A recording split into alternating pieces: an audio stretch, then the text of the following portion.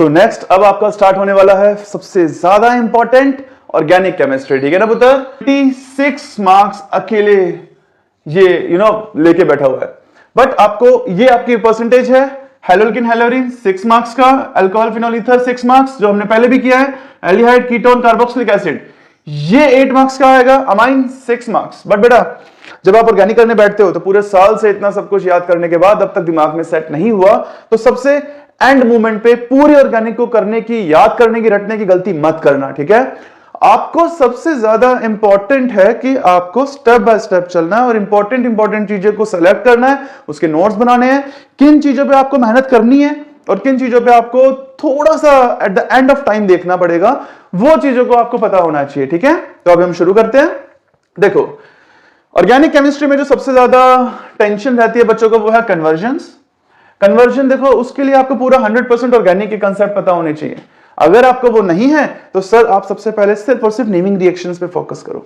Mostly board के अंदर आपके जो नेमिंग रिएक्शंस होती हैं या तो वो रिएक्टेंट का नाम दे देंगे, प्रोडक्ट का नाम दे देंगे, और वो होती तो आपकी नेमिंग रिएक्शंस ही हैं, बट वो आपको नेम्स के थ्रू पूछ लेते हैं। तो जनरली आपके नेमिंग रिएक्शंस सबसे ज्यादा इंपॉर्टेंट होगा। रिएक्टेंट और प्रोडक्ट के नेम्स आपको याद रखने हैं। अगर ये आप कर लेते हो तो मोस्ट प्रोबेबली आपकी कन्वर्जन में बहुत मदद हो जाएगा, आपकी कन्वर्जन बहुत अच्छे से हो जाएंगे। समझ में आ रहा है? इतना तो एटलीस्ट हो जाएगा कि आप बिल्कुल खाली नहीं छोड़ के आओगे। तो आपको सबसे पहले ऑर्गेनिक जिन बच्चों ने अब तक नहीं की हुई है, जो सबको लगता है कि ये हमारा वीक पॉइंट है, तो आपको सबसे पहला स्टेप क्या करना है, सारी की सारी नेमिंग रिएक्शंस को एक पेज पे लिख लीजिए, एक नोटबुक्स बना लो इन सारे टॉपिक्स के लिए, छोटी सी पतली सी, और सब कुछ उसके अंदर फुल एक्सप्लेन तरीके से नोट्स बना लो। कन्वर्जन्स के लिए आपको नेमिंग रिएक्शन, रिएक्टेंट और प्रोडक्ट का जैसा अभी बताया।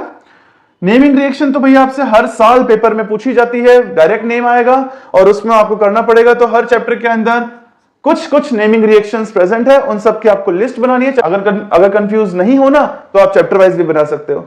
देखो सेकंड है आपका chemical test for each chapter. देखो फिनोल ईथर्स के अंदर लुकास टेस्ट आएगा आपके पास, आइडोफॉर्म टेस्ट आएगा, अमाइंस के अंदर हिंसबर्ग टेस्ट आएगा, एल्डिहाइड कीटोन कार्बोक्सिलिक एसिड्स के अंदर भी आपके पास Tollens reagent, Fehling solution, carboxylic acid के लिए टेस्ट आएगा। सर जितने भी टेस्ट है चैप्टर वाइज आप उनको साइड में सेपरेट कर लो। तो सबसे पहले आपको नेमिंग रिएक्शन सारी याद कर लेनी है, डिस्टिंग्विश टेस्ट याद कर लेनी है अच्छे से, बहुत अच्छे हो जाएगा, कोई दिक्कत नहीं है। थर्ड जो आपको ध्यान देना है वो है ऑर्गेनिक के रूल्स। पूरी केमिस्ट्री के अंदर सारी रिएक्शंस को तो देखो याद नहीं किया जाएगा, तो एक काम करिए, रूल्स को अपने पकड़ लीजिए। इन्हीं रूल्स के ऊपर क्वेश्चन आएगा आपसे, या तो वो 11th वाले टॉपिक्स हैं कुछ, Markovnikov rule, anti Markovnikov rule, इसके ऊपर Saytzeff rule, KOH alcoholic, KOH aqueous, then ortho para directing groups, aldehyde ketones carboxylic में इसके ऊपर बहुत आते हैं questions. Ortho para directing groups कौन से हैं और वो कैसे रिएक्ट करते हैं। दूसरा मेटा डायरेक्टिंग ग्रुप्स कौन सा है और वो कैसे रिएक्ट करता है, ये पता होना चाहिए। रेजोनेटिंग स्ट्रक्चर, आपको रेजोनेटिंग स्ट्रक्चर बनाना आना चाहिए। तो ये आपके शॉर्टलिस्ट करके पॉइंट्स है बेटा। फोर्थ जो आपका पार्ट है बच्चे वो है रिएजेंट बेस्ड स्टडी। अब ये रिएजेंट बेस्ड स्टडी क्या होता है, देखो कभी कभार क्वेश्चन में ना इस टाइप से पूछे जाते हैं कि कैटलिस्ट दिया जाता है, जैसे एक सब्सटेंस है, एक रिएक्टेंट है, वो रिएक्ट करेगा, डाइबाल एच अगर दे रखा है तो डाइबाल एच है तो उसके प्रेजेंस में क्या प्रोसेस होता है, उसका प्रोडक्ट क्या बनेगा।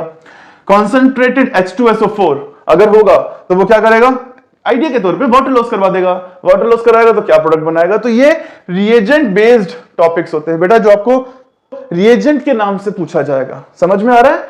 अल्कोहलिक KOH होगा, जैसे HH लॉस करवाएगा, एक्वस हुआ तो सब्स्टिट्यूशन रिएक्शन फॉलो होगा। तो ये रिएजेंट्स को देखकर जो आपके दिमाग में घंटी बजती है ना, ये वो है आपका रिएजेंट बेस्ड स्टडी, ठीक है। तो पुत्र ऑर्गेनिक के अंदर आपको सबसे पहले, जो बच्चे जिन्होंने ऑर्गेनिक अच्छे से कर भी रखी है उनके लिए भी है, नेमिंग रिएक्शन सारे चैप्टर की अच्छे से करनी है, केमिकल टेस्ट हर चैप्टर का अच्छे से रिएक्शन के साथ, ठीक है। रूल्स देख लिया आपने। Reagent based study, example in reagents के ऊपर तो बार बार क्वेश्चन पूछते हैं।